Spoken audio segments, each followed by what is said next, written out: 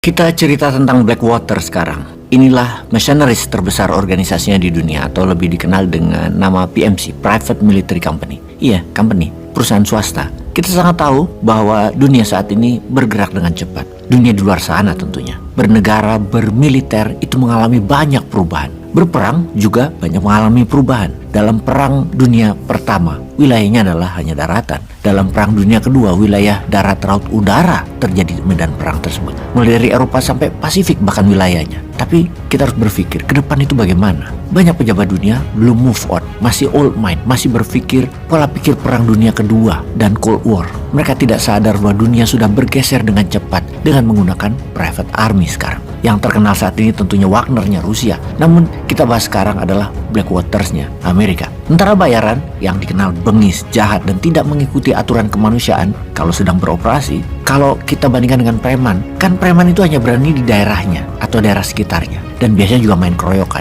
mau itu preman kecil ataupun preman dalam organisasi. Namun PMC, Private Military Company, orangnya sendiri saja mereka brutal, sadis, dan money oriented. Taat sama yang bayar. Misalnya tentara Blackwater di tahun 2007 sedang jalan, lalu ada sekumpulan orang mengganggu jalan mereka di Irak kala itu. Tentara Blackwater yang menggunakan mobil Humvee langsung keluar dan menembaki warga tersebut. Warga sipil tak bersenjata. Ada 17 orang meninggal di tempat dan 20 orang lebih terluka. Kemudian mereka meninggalkan saja warga tersebut di jalan. Dalam kasus tersebut 4 orang dituduh, orangnya Blackwater, atas kejahatan kemanusiaan tersebut. Namun di kemudian hari mereka diampuni oleh sistem pengadilan di Amerika. Lihat apa nggak shit itu? Masalahnya jasanya Blackwater mereka butuhkan. Amerika itu tidak menuduh war crime pada Blackwater. Cerita kekejaman dan keberhasilan mereka menjalankan tugas atas nama pemerintah Amerika adalah cerita panjang. Kenapa kita menceritakan tentang private army sekarang? Karena setiap kita mengingat private army, informasi di kepala kita adalah tentang Wagner. Namun sesungguhnya Wagner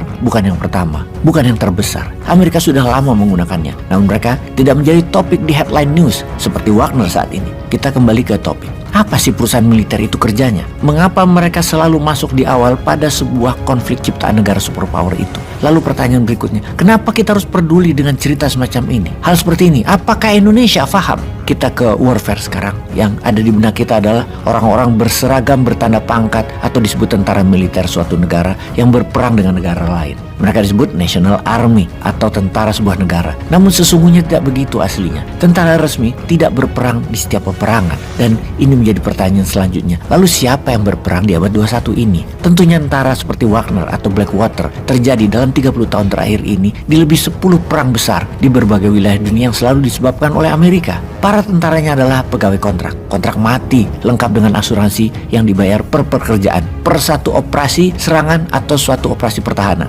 Konsep tentara bayaran juga bukan peristiwa peperangan di zaman modern ini konsep lama.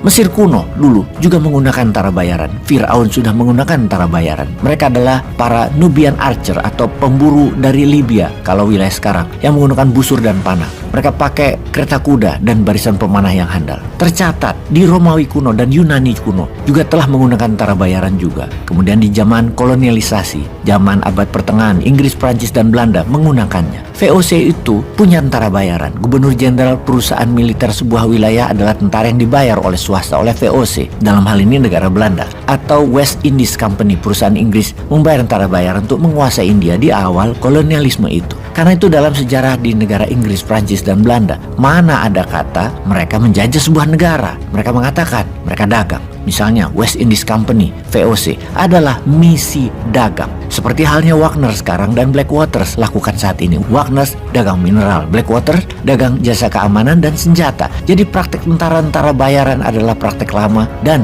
dalam era modern banyak dipakai lagi setelah Perang Dingin berakhir. Karena setelah Perang Dingin berakhir, banyak tentara menjadi jobless dan banyak negara mengurangi jumlah tentaranya dalam anggaran serangan atau perilaku ofensifnya. Hanya bertahan yang menyerang dan punya tentara ofensif ya negara pemenang Perang Dingin tersebut, seperti Sekutu dan negara Amerika. Mantan tentara itulah yang kemudian bergabung dalam tentara bayaran, Private Army, di awal tahun 90-an mulanya. Hingga sekarang, Private Military Army ini bukan hanya perusahaan, tapi sudah menjadi industri. Sebuah wilayah yang tidak ada aturan, abu-abu dunianya. Siapa yang mengatur? PBB, peraturan internasional. Ya enggak lah, mereka nggak pernah akan ada peraturan. PBB itu perlu, karena PBB di belakangnya adalah Barat, Sekutu. Mereka pro mercenaries, jadi nggak mungkin ada peraturan yang menghalangi mereka. Mempekerjakan tentara bayaran itu murah, nggak nanggung fasilitas keluarganya, nggak ngurusi pensiunnya, beli putus istilahnya, nggak ada aturan mainnya, pokoknya semua dirty work mereka kerjakan. Sementara tentara negara, mereka harus mengikuti aturan, taat hukum, akan menghadapi banyak penyelidikan atau kejahatan perang dan berbagai administrasi. Tapi tidak berlaku di dunia tentara bayaran. Bahkan suatu negara kalau pakai mereka dengan senang bisa mengatakan itu bukan kami dan kami tidak bertanggung jawab atas kerusakan yang tentara bayaran itu lakukan. Itu juga yang dilakukan oleh Rusia di Ukraina dan itu juga yang dilakukan oleh Amerika di Libya, Irak, Afghanistan, Sudan, Venezuela dan banyak lagi.